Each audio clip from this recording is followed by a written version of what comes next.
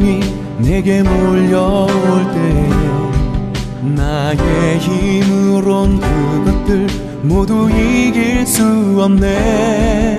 거대한 폭풍 가운데 위축된 나의 영혼, 어찌할 바를 몰라 헤매이고 있을 때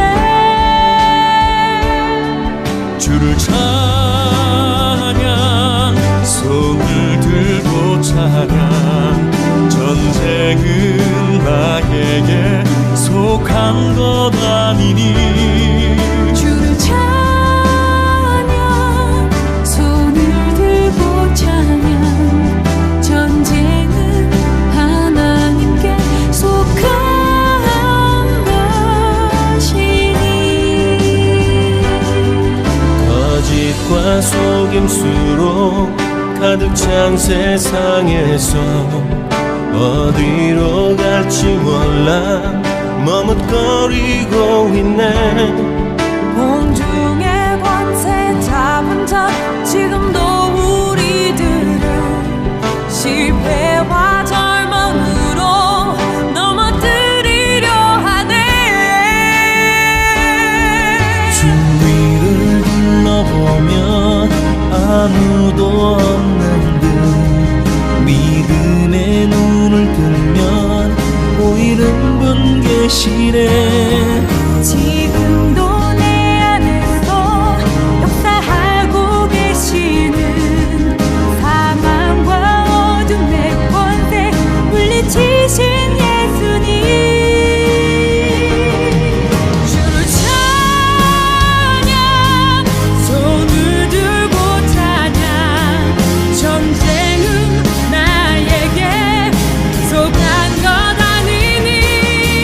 주를 찬양, 손을 들고 찬양.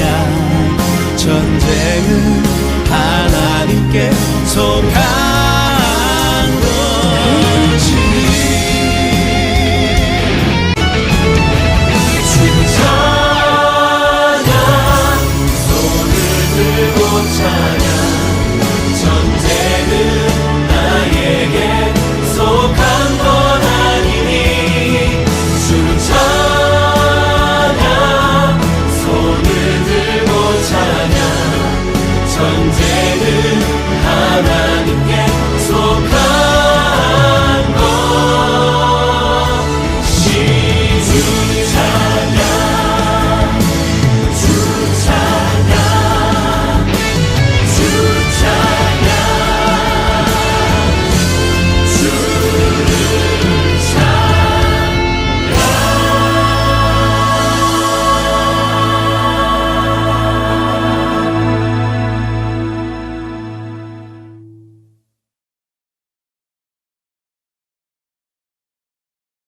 우리가 성경을 읽었기에 본 적은 있는데 그 정확한 의미를 잘 모르는 것들이 제법 있습니다.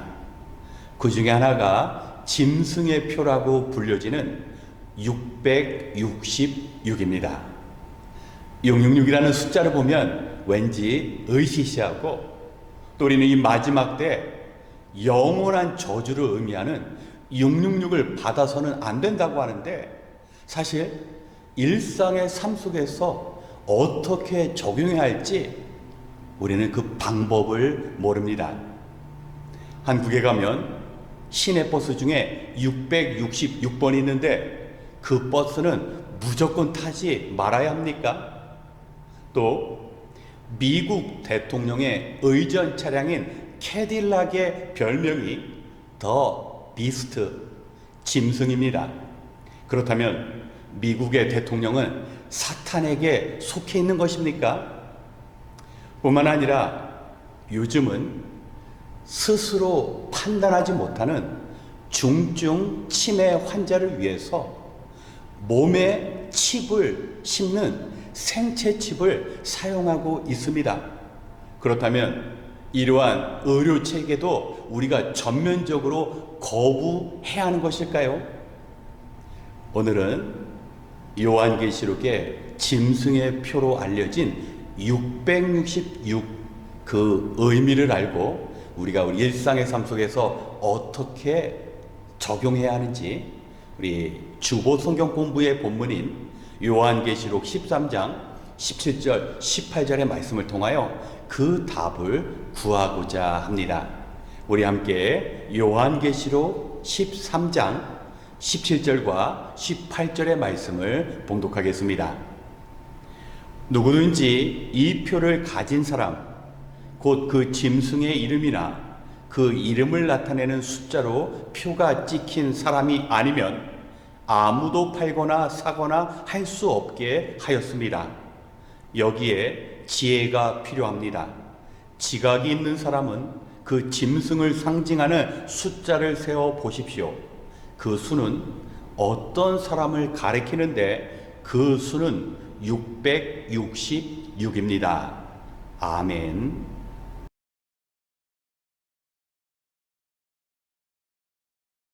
우리가 요한계시록뿐만 아니라 모든 성경을 이해하는 데 있어서 가장 중요한 것은 성경의 몇 구절을 따로 떼어서 해석하는 것이 아니라 전체 본문 속에서 전체 성경 안에서 그 맥락에 따라서 해석하는 일입니다. 만약에 성경 구절 몇 가지만 떼어서 해석하면 성경이 주시는 그 메시지가 아니라 성경을 해석하는 사람의 마음이 담겨서 이해되기가 쉽습니다.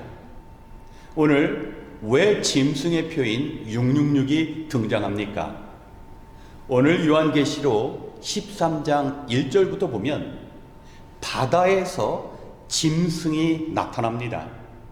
그 짐승에게 용이 권세를 주는데 그 용에게 권세를 받은 짐승들이 세상을 다스립니다.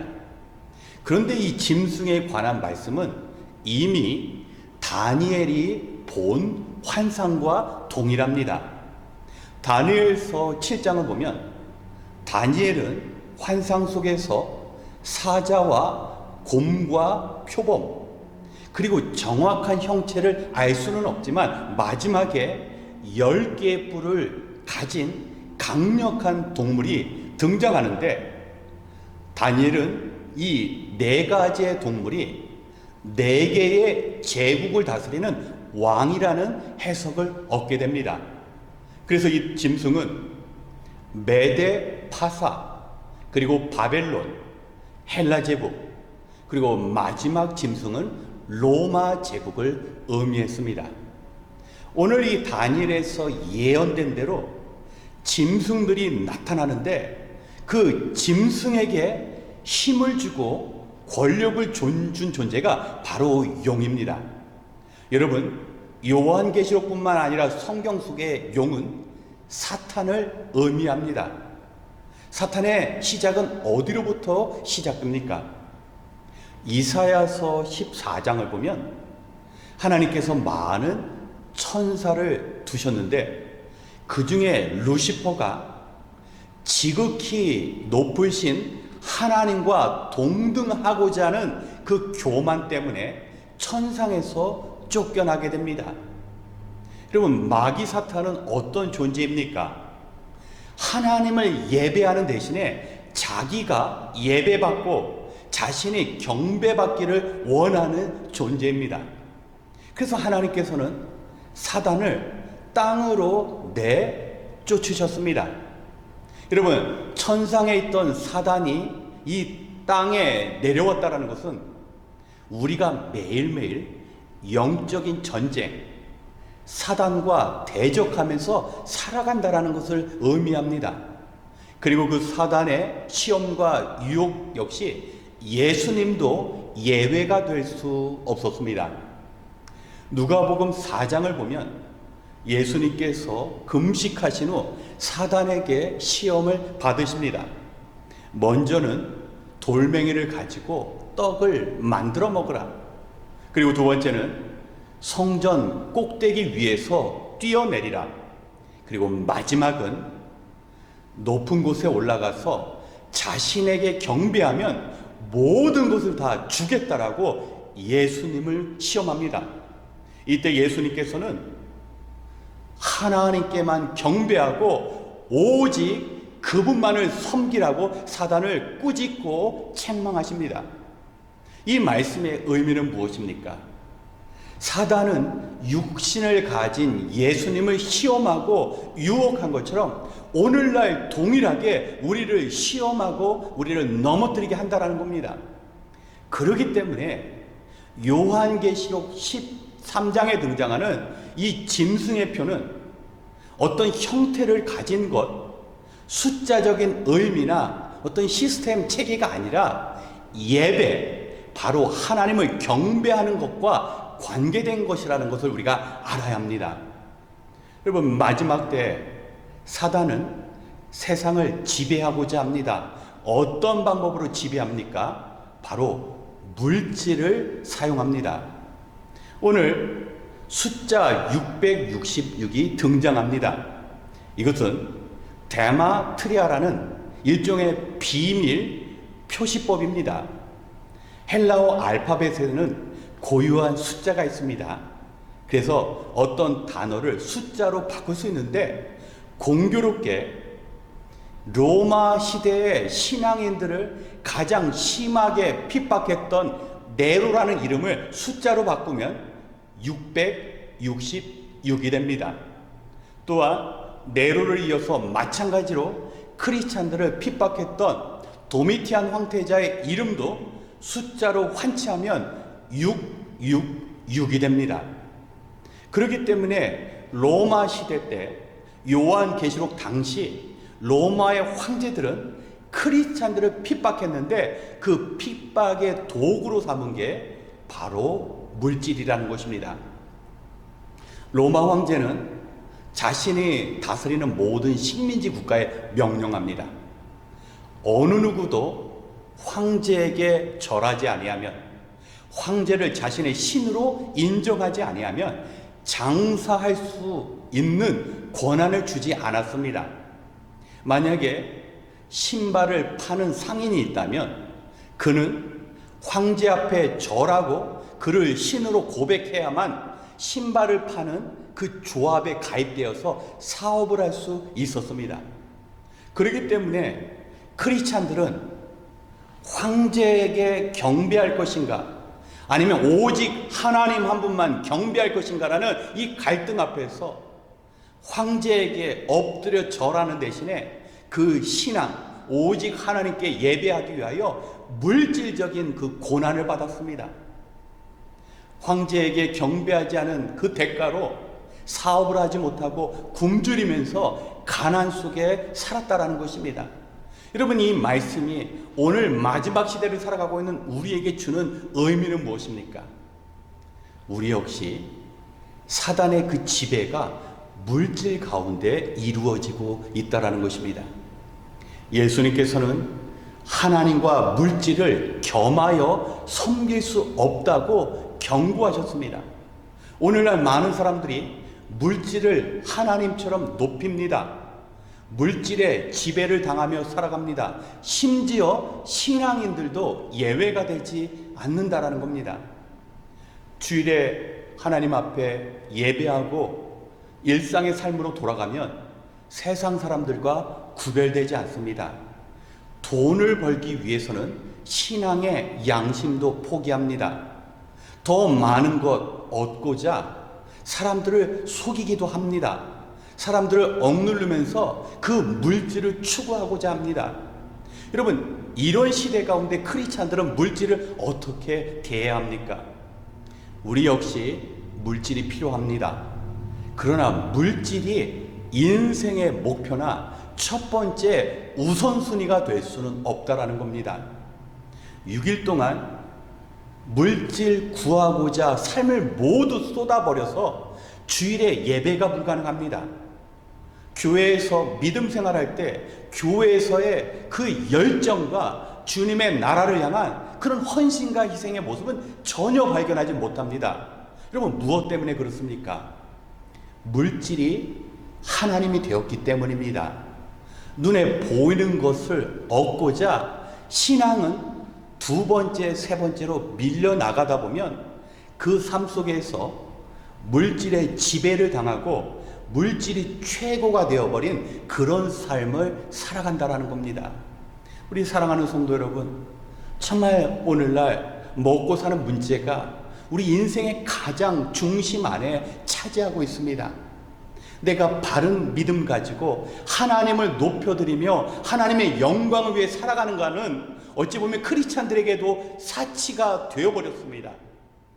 경쟁의 시대에 살아남기 위해서 믿음 생활하는 것도 두 번째, 세 번째 등한히 여기는 그 모습이 바로 짐승의 표를 받은 신앙인의 모습이라는 것입니다.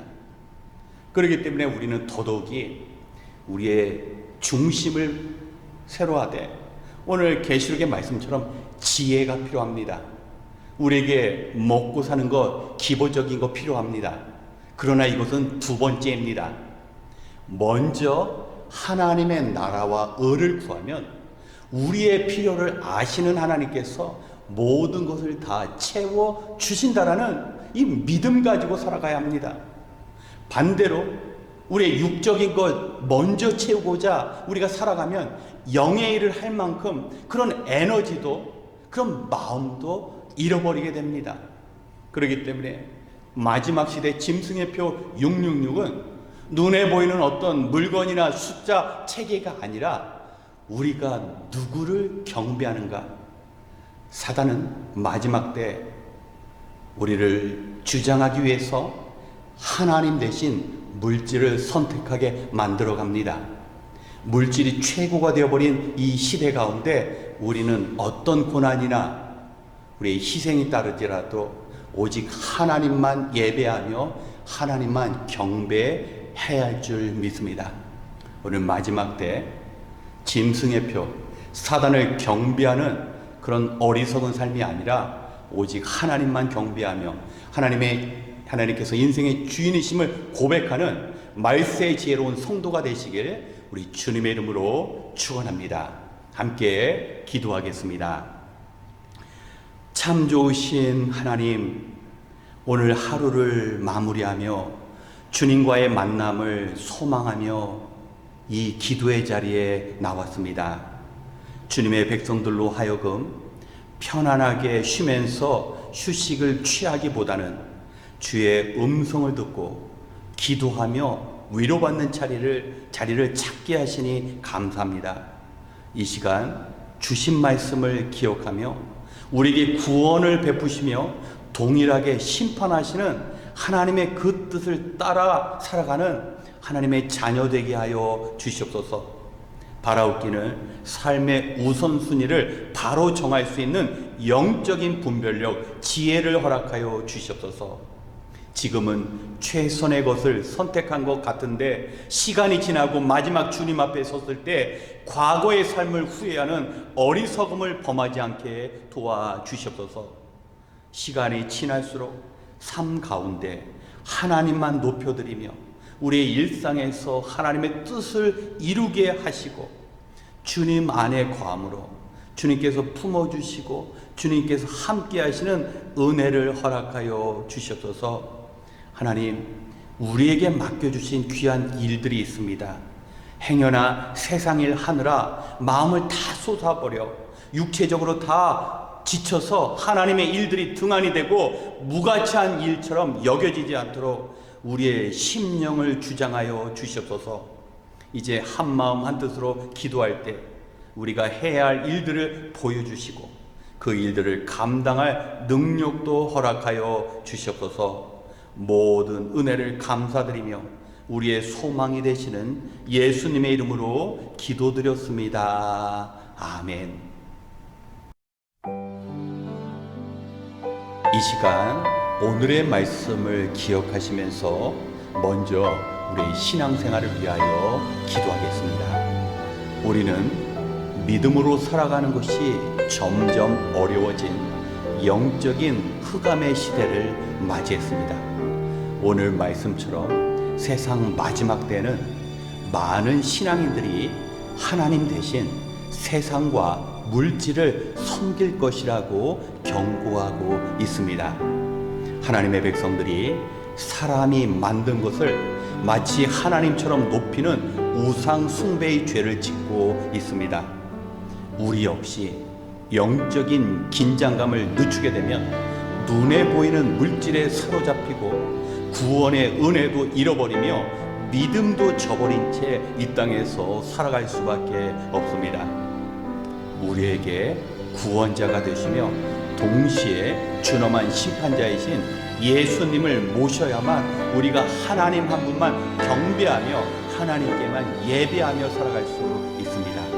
이 시간 마지막 때 주님 앞에 설 때까지 결코 후회가 없는 하나님만 경배하는 성도의 온전한 삶을 살아갈 수 있도록 우리 자신을 위하여 먼저 기도하겠습니다.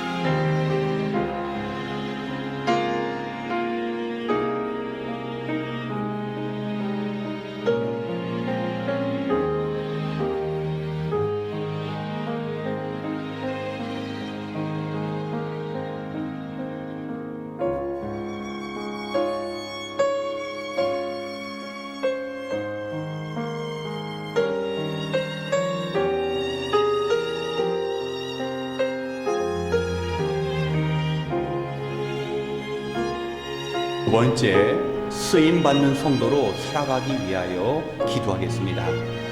교회는 구원받은 성도들의 모임입니다. 하나님을 사랑하는 자들이 하나 된 성령님의 도우심 가운데 함께 마음을 모으고 뜻을 모아 기도할 때 하나님의 나라가 성도들을 통하여 확장되고 더욱 굳건히 세워지는 것입니다. 그것이 바로 구원받은 하나님의 자녀들에게 주어진 거룩한 사명입니다. 우리가 그 사명을 귀하게 여기고 기쁨으로 감당할 수 있어야 합니다. 마지막 때가 되면 성도들이 하나님의 사랑을 잊은 채 땅에서의 영광과 부유함을 구하고자 자신에게 주어진 그 귀한 사명도 버리며 살게 될 것입니다. 하나님을 향한 예배와 헌신의 삶이 무너져가는 일이 마지막 때 교회 안에서 이루어질 것입니다. 우리 역시 이 진리 가운데 자기 사랑이라는 우상 숭배를 늘 경계해야 합니다. 우리를 사랑하시되 자신의 독생자를 내어주시는 하나님, 그분만 사랑하며 예배하며 경배하는 것이 필요합니다. 세상 마지막 때도 죄사함을 받은 하나님의 자녀로서 주어진 사명 온전히 감당하는 우리 지혜로운 성도가 될 수 있도록 우리 함께 기도하겠습니다.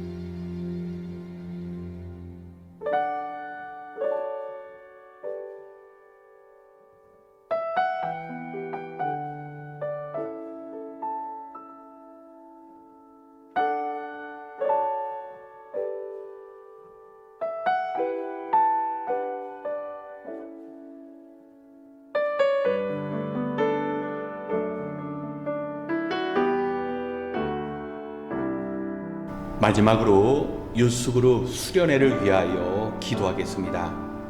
이번 주 금요일부터 유스그룹 수련회가 시작됩니다.